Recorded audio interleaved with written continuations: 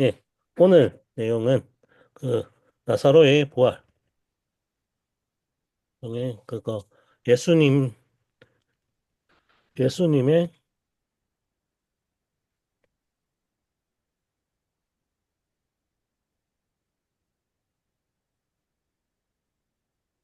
음, 예수님이 나사로의 부활이 결국 그 가장 최종적인 표지로서 예수님의 부활을 가리키는 게 된다. 그리고 이걸 계기로 해서 어떻게 보면은 그 예수님을 받아들이느냐 아니냐라는 선택의 문제가 생기고 이 부활로 인해 결국 예수님의 죽음이라는 것들이 나타나게 된다라는 부분들이 조금 이야기가 되고 있습니다. 그래서 나사로의 부활을 이끄실 정도로 어떻게 보면은 새로운 생명을 주시는 그분을 믿느냐 아니냐.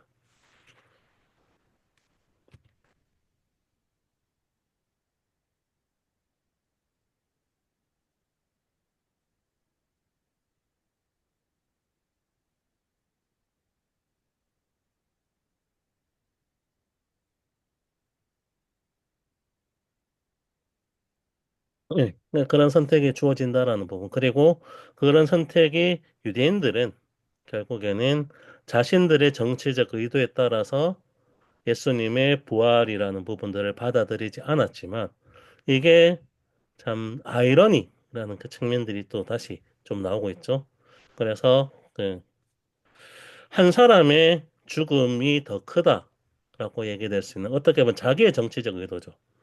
그러니까 이런 사소한 한 사람을 희생시키는 것이 더 중요하다라고 이가 이야기하는 이 말이 예수님이라는 한 사람을 통해 온 세상의 구원이 일어난다는 인간의 그 불순한 정치적 의도가 하나님의 정치적 사역을 지시한 그런 부분들이 되었다라는 의미까지도 그 이 부활을 기점으로 그것이 그 새로운 세계에 진입하느냐 아니냐라는 그런 의미와 그리고 그것이 결국에 예수님의 심판이라는 부분들이라고 할 수 있는 하나님의 그 역사의 그런 의미라는 부분들이 연결되어서 좀 설명되고 있었던 부분들이 있었던 것 같습니다.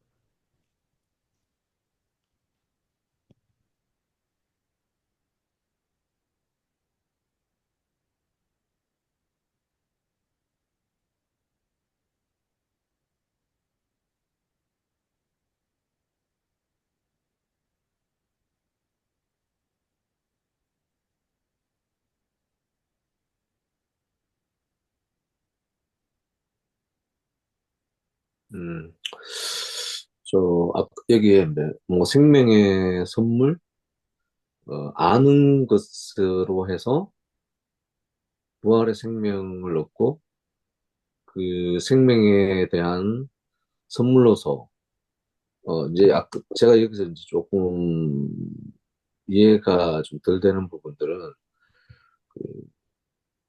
아는 것에 대한, 예수 그리스도에 대한 아는 것에 대한 것들이 선물인 건지, 아는 것과 믿는 것은 또 다른 내용의 어떤 문제였던 건지, 아까 뭐 베르다라는 부분들은 아는 것인데 마지막에 믿지 못하는 그 내용들 때문에 끝까지 좀 미심쩍어 했던 그런 부분들, 동굴 문을 열어라 했을 때까지도 이제 그냥 단지 위안을 하는 그런 내용은 아는 것에 속하는 건지, 그 다음에 그 믿음에 대한 어떤 구체적인 그 내용이 좀 여기서는 명확하게 구분되어 있는 어떤 문장이나 이런 것들이 있는 건지, 제가 책을 보면서 정확하게 뭐 좀 너무 길어서 집중이 잘 안 돼서 했는데, 여기서도 아는 것과 믿는 것에 대한 구분을 했는지 그것을 제가 좀 간과해서 한번 여쭤보는 겁니다. 네, 이게 초반에 보면은 마르다와 마리아 유명한 자매인데 여기에서 마르다가 보여주는 반응이 예수님을 그거 엘리야 정도로 받아들이고 있다라는 부분들이 나오고 그런데 계속 예수님이 이런 마르다를 향해서 내가 부활 그러니까 마지막에 오는 부활이 아니라 내가 곧 지금의 부활이다라는 것들을 선언하게 되니까 마르다는 여기서 어떻게 보면 최종 부활로서 그게 아니라 이분을 부활 지금 실존하는 부활로 고백할 거냐 아니냐라는 부분들의 선택이 맞닥뜨리게 되고 거기에 대해서 불완전하지만은 일종의 그런 고백을 했다. 하지만 그것들이 불완전함이 있었기 때문에 그거 나사로야 나오너라고 했었을 때도 자기가 아까 어떻게 보면은 부활이시라고 고백을 했지만 그걸 온전히 믿지는 못하고 있는 거였어. 그것 때문에 그거 나흘이 지나서 냄새가 난다라는 그런 고백을 하고 있다라는 그래서 어떻게 보면은 그 그런데 계속 대비하고 있는 부분들이 그 적대적으로 계속 나가서 어떻게 보면 이걸 거부하는 유대 당국자와 그런 모호하고 불완전하지만 계속 믿음으로 나가고 있는 그런 마르다의 모습들을 또 대조하고 있어서 그런 부분들에 있어서 그런 그, 그 예수님을 그런 실제적으로 이 구주로 받아들이고자 하는 그런 태도가 이런 불완전함 속에서도 계속 나가게 만들 수 있는 힘이 된다라는 부분들을 이야기하는 맥락이 아닌가 싶어요. 그리고 도마의 고백도 마찬가지죠. 그게 아직은 어떻게 보면 예수님을 그 구주로 완전히 받아들이지 못했기 때문에 우리가 예수님과 같이 죽자라고 하는 고백을 하고 있는데 그 죽자라는 고백이 그런데 기독교 복음의 아주 중요한 출발점이 되죠. 예수님과 함께 거한다라는 그 믿음이기 때문에. 다만 완전한 믿음은 아니기 때문에 나중에 요한복음 20장에 나오죠. 거기서 어떻게 보면은 부활하신 예수님을 믿지 못해서 어떻게 보면 내가 그 손자국을 보지 않고는 믿지 않겠다라고 하는 고백으로 이어지는데 여전히 그런 그 예수님을 구주로 받아들인 불완전한 자들의 모습들이 있는 상태하고 여기에 등장하고 있는 그거를 자기의 위협으로 여기고 살해하고자 하는 그런 유대 당국자하고는 확실히 좀 대조를 보고 있는 것 같습니다. 음, 이제 뭐 단순화시키면 186페이지에 보면 생명의 선물은 예수님이 누군지를 아는 것과 연결되어 있음을 보여주고, 예. 그 다음에 그것을 아는 것하고 믿는 것은 분명히 차이를 두는 건지, 아니면 그 전 단계인 건지, 그냥 아는 것이, 예수님을 누구인 것을 아는 것은 믿음 전 단계인 건지, 그 차이가 있는 건가 싶어서 여쭤보는 거거든요.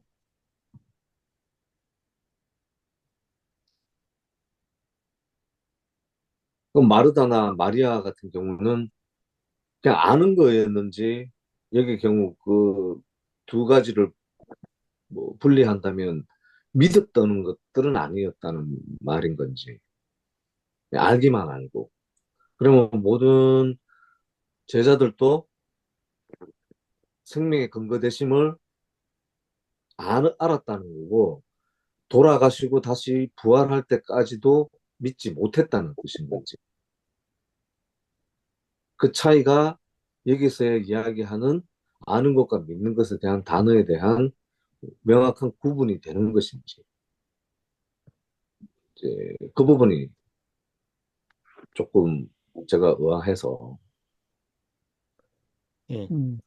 네. 그게 좀 그러니까 이 표현이 아는 것, 믿는 것 이렇게 나오곤 있는데 제 판단에는 아는 것과 믿는 것의 구분이라기보다는 아는 것과 믿는 것을 어떻게 보면은 분리했다라는 인상은 아니고요.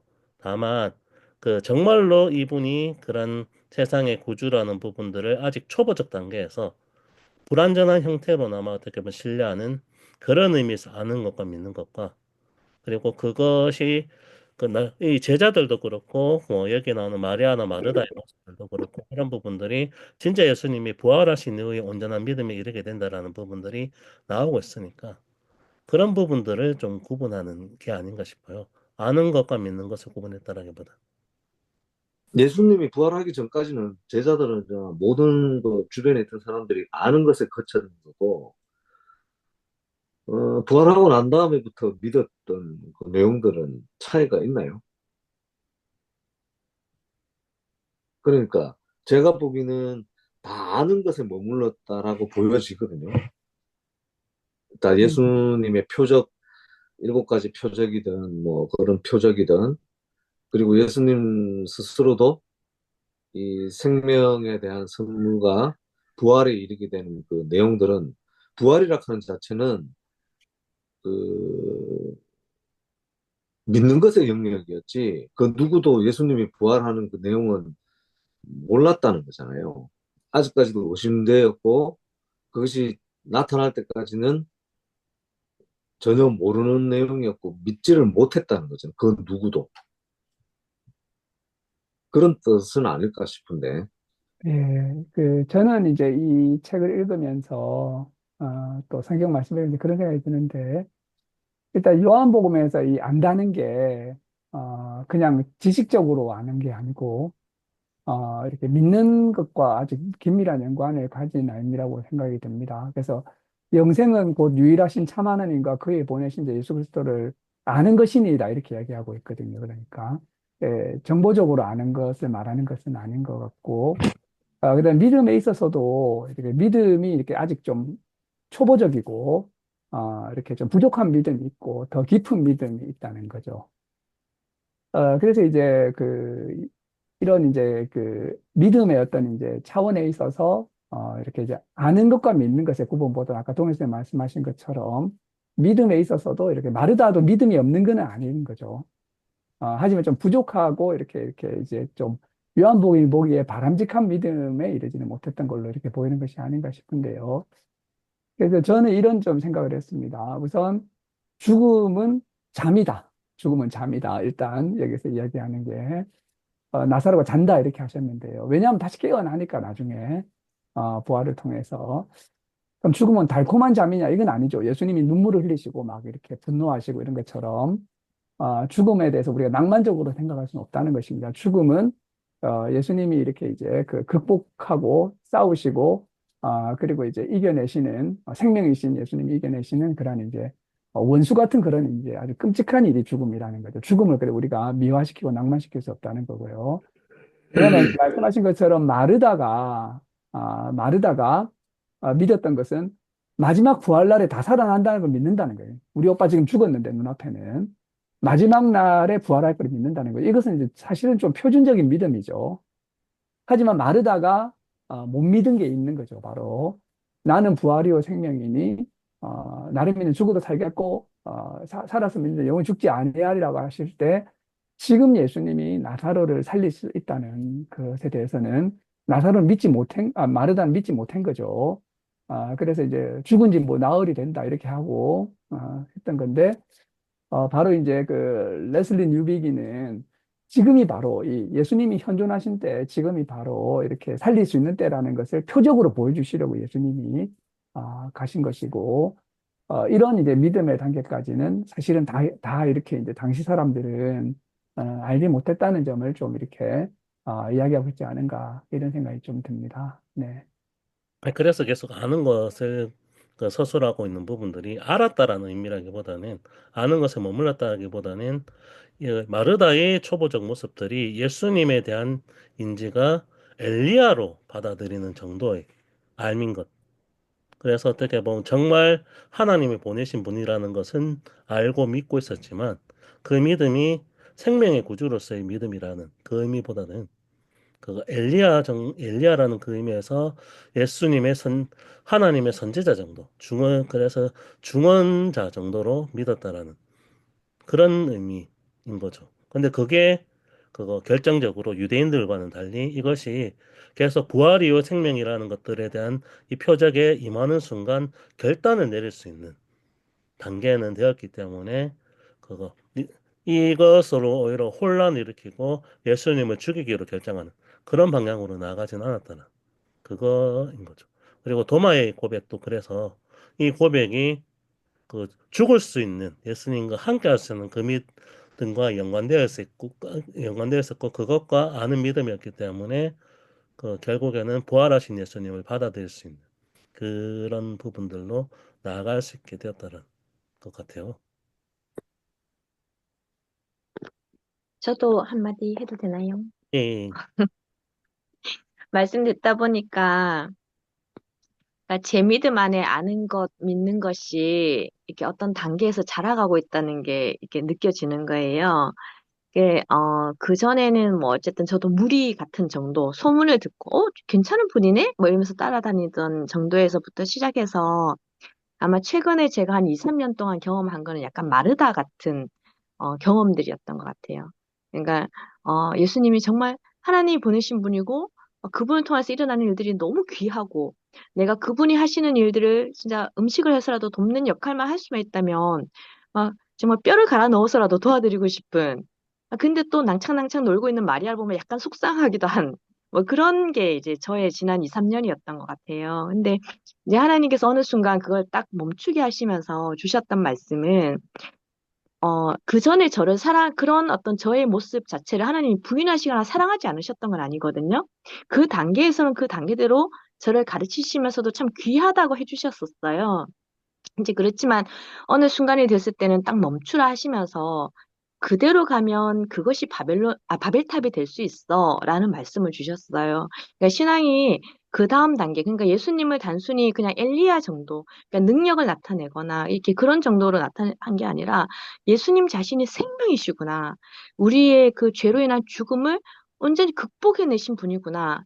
그러니까 그런 정도의 아직 사실 제가 그만큼 못 당한 것 같아요. 그래서 그러니까 언어로만 지금 제가 표현하고 있긴 한데 그거를 정말로 제가 알기를 원하신 것 같아요. 그래서 하나님이 이제 최근에 이제 기도하면서 가르쳐 주셨던 거는 연수가 너가 이때까지 한 것들 네 마음을 알아. 하지만 그거의 밑바탕은 네가 이루고 싶은 갈망들 그리고 네가 반드시 되어야 된다고 하는 신념을 바탕을 두고 있어. 근데 그게 아니라 이제부터는 믿음을 바탕을 둬야 돼. 이런 말씀 주시고 바벨탑을 쌓는 게 아니라 작은 구유 하나를 깨끗하게 하여서 그곳에 오실 예수님을 기다리는 그 마음, 그런 것들이 참 필요하다 이런 말씀을 주셨던 것 같아요. 그래서 지금 이제 그 아까 설명해 주셨던 것 같이 중요한 키워드들이었던 것 같거든요. 내가 예수님을 엘리야와 같은 하나님 보내셨지만 그런 선지자로 여기는지 아니면 정말 예수님을 통해서만 우리가 죽음의 문제를 극복할 수 있다는 걸 알고 그 유일하게 오시는 아기 예수를 정말 내가 할 수 있는 최선을 다해서 이렇게 모셔드리고 싶은 마음을 가지는지 이제 그게 지금 저한테 좀 갈림에 있는 상황인 것 같아요. 네. 예. 그런 부분들이 조금 얘기하신 부분들이 예수님이 계속 마르다를 향해서 나는 부활이요 생명이 나를 믿는 자는 살아서도 믿는다라는 것을 네가 믿느냐라고 그 순간 어떻게 보면 엘리야 단계로 받아들이는 마르다에게 그거 선택을 강요하시죠. 그 순간 마르다가 일정한 도약을 하죠. 그걸 고백하는데 하지만 그 고백이 바로 아직은 조금 흔들리는 단계니까 나사로를 구하라는 그 단계에서는 그래 고백했음에도 불구하고 다시 어떻게 보면은 그 예수님이 생명이시라는 부분들을 완전하게 신뢰하는 부분들이 안 되니까 나흘이 되어서 냄새가 난다라고 하는 그런 고백을 하는데 그것을 표적을 보여줌으로써 마르다를 한 단계 도약하게 만드시게 하는 사건이기도 하겠다라는 부분들. 그럼 그리고 이 선택의 기로에 또 다른 측의 한 무리가 유대인들로 또 계속 나오죠. 그래서 이 선택이 예수님의 제자가 되느냐 아니면 그걸 거부하는 유대인들의 길이 되느냐. 근데 유대인들은 자기의 정치적 야욕 때문에 그러니까 우리가 이대로 두면 어떻게 우리가 가지고 있는 권세를 로마인들에게 뺏긴다라는 그 두려움 때문에 하는 고백이었는데 그런 고백을 위해서 우리가 희생을 안 당해서 한 사람을 희생하면 된다라고 하는 이 고백이 음, 역설적으로 하나님의 역사가 된 음, 이런 부분들도 또 뒷부분에 또 나오고 있죠. 맞아요. 그런 네. 것들이 조금 같이 연결되고 있는 것 같습니다.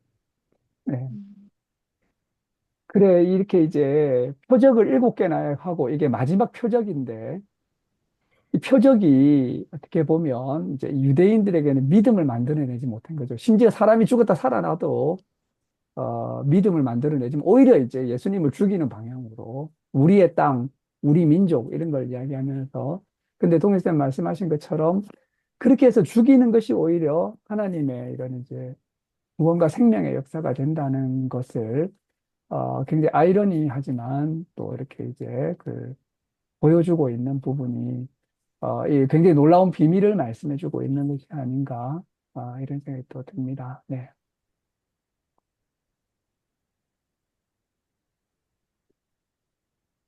우리 그 한쌤도 한 말씀 드려야 안 됩니까, 동일 쌤? 네. 음.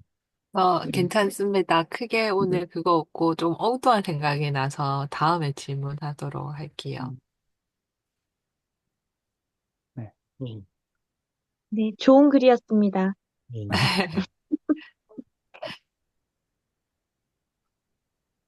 참, 우리가 이걸 보니까 갑자기 드는 부분들인데 나는 그러면 예수님의 표적 앞에서 오히려 표적을 거부하고 유대인의 그 길을 걸어가느냐?